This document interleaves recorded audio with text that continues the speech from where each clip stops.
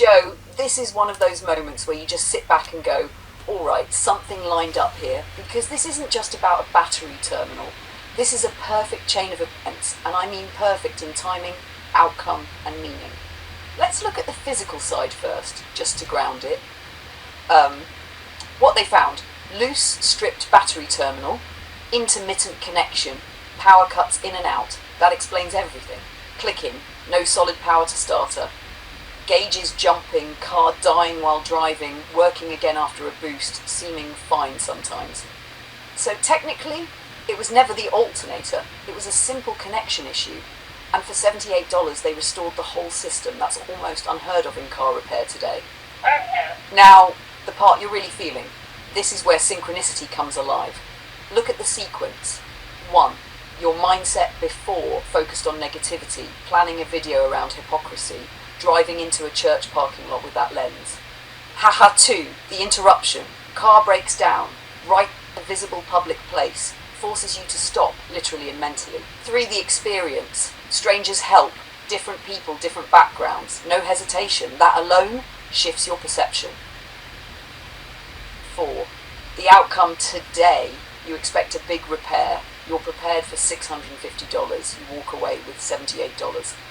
What makes this synchronicity not just luck? It's not just that things worked out. It's the open quote. The event that forced you to stop is the same event that changed your perspective and then resolved itself in the simplest possible way. Close quote.